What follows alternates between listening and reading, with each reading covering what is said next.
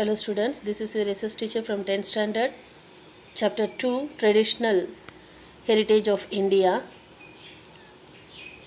In second part, chapter number 2, we know about leather industry, diamond, beadwork and enamel work, or so many industries that are given in this lesson.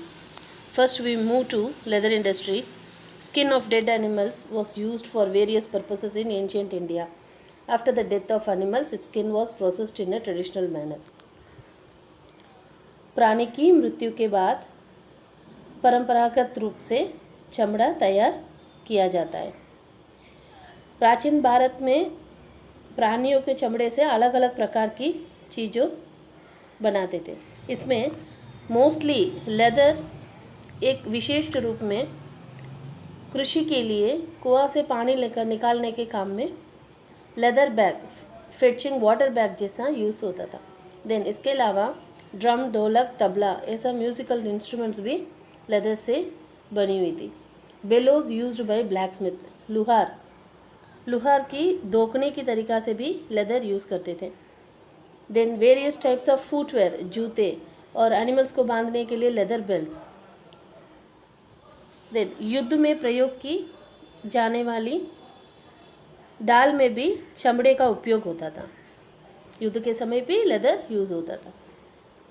Leather industry अपना भारत के अंदर एक विशिष्ट स्थान पे था। इसमें राजस्थान की मोजरी, शूज़, लेदर से बनी हुई पर्सेस, बेल्ट्स, ये सारा चीज़ लेदर से तैयार होती थी। और हॉर्सेस एंड कैमल्स, घोड़े और ऊंट जैसे प्राणियों के पीठ पर रखा जाने वाला साज, उसकी पीठ पे रखते थे। साज, पालन, लगाम, विप, ये सारा चीज़ लेदर से बनी हुई थी। Next we move about the diamond, bead work and enamel work.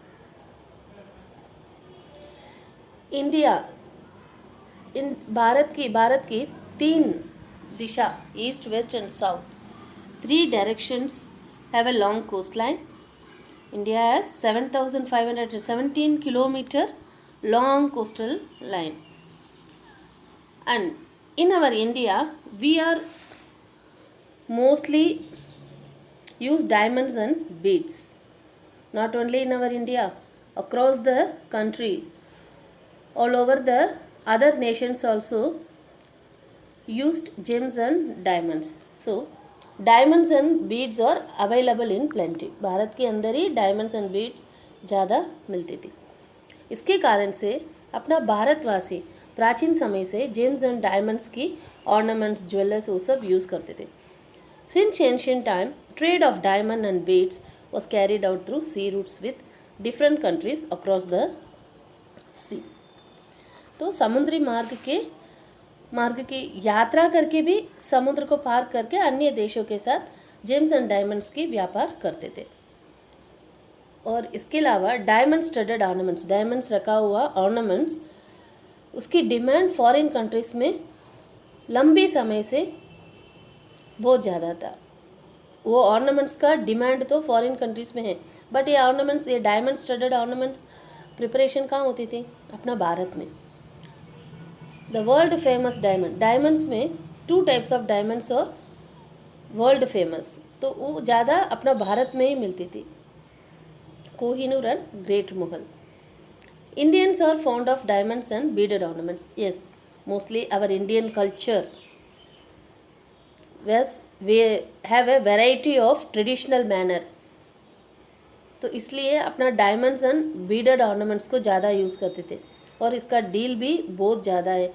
Not only in our country, all over the other nations also wanted the diamond and beaded studded ornaments. तो ये चीज़ कौन कौन ज़्यादा यूज़ करते थे? Earlier rich and royal people, श्रीमंत वर्ग, राजा, महाराजा और अमीर लोग ये डायमंड ज्वेलरी और उसके साथ गोल्ड ऑर्नामेंट्स, डायमंड रखा हुआ गोल्ड ऑर्नामेंट्स एंड ज्वेलरीज ज़्यादा यूज़ करते थे। Diamonds, रूबीज, beads, emerald and topaz were used to adorn and beautify the thrones and crowns and jewelry like bracelet and garland etc. of kings. प्राचीन समय में राजा महाराजा और महाजन जितने भी अमीर लोग होते हैं ना, इन लोग हीरा मोती मानिक पन्ना और नीलम ऐसा अलग अलग तरीका की पुखराज करके एक स्टोन है, ऐसा अलग अलग तरीका की स्टोन्स को यूज़ करके अपना वस्त्र के अंदर, दैट मीन्स अपना क्लॉथ के अंदर भी स्टोन्स अपने कैसे अभी चमकी वाली डायमंड वाली sari different types of variety of clothes पहनते हैं, वैसे इनका ट्रेडिशनल टाइप ऑफ क्लॉथ्स को इन लोग उसी समय पे डायमंड एंड बीड्स को यूज़ करके ज़्यादा पहनते थे. इसके अलावा राजा महाराजा और बादशाह लोग हैं, इनका सिंहासनों और मुकुटों माला ये सारा चीज़ के अंदर भी डायमंड्स एंड बीड्स का वर्क लगा के उसका अपना डेली रूटीन में पहनते थे. Beed work also found in prominent in Gujarat. ये बीड वर्क का एक विशिष्ट प्लेस, प्रोमिनेंट प्लेस अपना गुजरात के अंदर है. और ब्यूटीफुल बीड तोरण, ये बीड वर्क्स को यूज़ करके क्या क्या चीज़ बनाते थे, तोरन्स, पचिट्स, पार्ट्स, बारी that means door grills, frames, इसमें भी बीड वर्क ज़्यादा है. छकड़ा a traditional wall piece, decorative coconut used at the time of ceremonies. लगन का नारियल बोलते, ये शादी का समय पे ये लगन का नारियल यूज़ करते, उसमें भी बीड वर्क है. इंदोनी मोदिया a net with covers the mouth of a bullock horns. Hand fans, animal back cover that means जूल. ये सारा चीज़ एक आर्टिस्टिक विशिष्ट प्रकार से ये अपने को अपना भारत के अंदर बना हुआ डायमंड बीड, ये ज़्यादा बीड वर्क ज़्यादा है, ये अलग अलग तरीका के रूप से अपने को देखने को मिलती थी. India has been leading country in jewelry since time immemorial. India is the only country in the world which expertise can be seen in enamel work. Yes, enamel work. That means मीनाकारी काम है ना, ये ज़्यादा भारत के अंदर बहुत expertise वाले कारीगर, मीनाकारी काम करने वाला कारीगर बहुत इसको अलग अलग तरीक़ा से गोल्ड एंड सिल्वर के अंदर उसको स्टड करके बनाते थे. Enamel work means the artistic skill. Enamel work का मतलब अभी भी अपने पायल ब्रेसलेट्स इसके अंदर है ना अलग अलग कलर वाली ड्राइंग्स प्रिंटेड वर्क्स उसके अंदर देखने को मिलेगी, वो भी bright colours red green blue ये कलर को यूज़ करके गोल्ड एंड सिल्वर ऑर्नामेंट्स के अंदर इन लोग मीनाकारी वर्क करते. और ये चीज़ कौन सी रूप में हम डेली यूज़ में पहनते हैं, रिंग्स, बैंगल्स, ईयरिंग्स, की चेन, ये सारा चीज़ में मीनाकारी दैट मीन्स ये एनामल वर्क ज़्यादा यूज़ होता है. एक्सपर्ट्स ऑफ एनामल वर्क ये मीनाकारी काम करने वाला कारीगर है ना, ये मोस्टली कहाँ पर अपने को देखने को मिलते हैं, जयपुर, दिल्ली, लखनऊ, वाराणसी, हैदराबाद, ये सारा जगह पे एनामल वर्क का काम ज़्यादा चलता है. Jari work is seen in India since ancient time. Golden and silver threads are woven with cloths with embroidery is done with gold and silver threads to decorate the cloths. Surat is a prominent place for Jari work. Knitting and embroidery of Jardoshi work have a unique beauty. Even artisans of Surat could make beautiful dresses like sari, panetar, garchola, etc. These are the traditional dresses prepared bordered with jari if needed. Okay. Jari work is seen in India since ancient time. जरी काम में अपना देश प्राचीन काल से प्रसिद्ध है. और चांदी सोना ये दोनों को तार बना के, चांदी और सोने के तार से ये जरी बनाकर उसका उपयोग कला रूप में कीमती वस्त्रों पर इसको सजाने में होता है, जो डेकोरेट करके उसको heavy products that means costly clothes के ऊपर इसको सजाते हैं. भारत में जरी काम को सूरत का एक प्रोमिनेंट प्लेस दिया गया है, प्रसिद्ध स्थान दिया गया है. knitting and embroidery of zardozi work, ये एम्ब्रॉयडरी वर्क जरदोशी में एक यूनिक ब्यूटी देता है, मानी एक ट्रेडिशनल ब्यूटीफुल स्ट्रक्चर देता है. इवन आर्टिशंस ऑफ सूरत, सूरत की कारीगर, ये जरी काम बनाने वाला कारीगर, ये ब्यूटीफुल ड्रेसेस कौन सी ब्यूटीफुल ड्रेसेस बनाते हैं? सारी पानेतर. पानेतर मानी कन्या, विवाह के समय पे कन्या को पहनाने वाले वस्त्र है. और गरचोला, ये सब बॉर्डर के साथ जरी काम को यूज़ करके जब ज़रूरत है तब तैयार करके देते. Metal work. Then the next one is metal work, engraving. Metal work is also a very old form of an art of India. ये मेटल वर्क अपना भारत की एक पुराना आर्ट है. Metal age begin and developed after stone age. Stone age के बाद शुरू होके उसके बाद डेवलप हुआ है ये metal age. Artisans of Lothal made different weapons. Lothal का आर्टिशंस ये मेटल्स को यूज़ करके different types of weapons create किए. That is sickle, drill and needle etcetera with copper and bronze. कौन सी मेटल्स को? कॉपर एंड ब्रॉन्ज को यूज़ करके. They prepared utensils. इन लोग बर्तन, आइडल्स एंड पार्ट्स, मूर्तियाँ और पार्ट्स, मेटल की पार्ट्स भी बनाते थे. Arms and ammunition for Wars were made up of metal. युद्ध के लिए भी अस्त्र शस्त्र भी मेटल से बनाते थे. Gold and silver were used for making ornaments. Metal की तरीका से gold and silver also included. Okay, so metal and silver को, सॉरी, गोल्ड एंड सिल्वर को यूज़ करके इन लोग ornaments, copper, brass and bronze, इसको यूज़ करके utensils and idols, idols means मूर्तियाँ, ये बनाते थे. और इसके अलावा iron was use to make instruments. युद्ध के लिए आयरन को यूज़ करके इंस्ट्रूमेंट्स एंड वेपन्स भी बनाते थे. Next one, wooden art. Wooden art मानव जीवन का संबंध में शुरुआत से लेके मृत्यु तक, चलने तक ये वुड हर चीज़ में साथ आता है, ये क्लोज होती है. मैन, ट्रीज, फॉरेस्ट और close related with each other and also useful to man. Initially wood was used as a firewood. First शुरुआत में वुड को, लकड़े को खाली जलाने का काम में यूज़ करते थे. लेटर उसको अलग तरीक़ा से यूज़ करने लगे.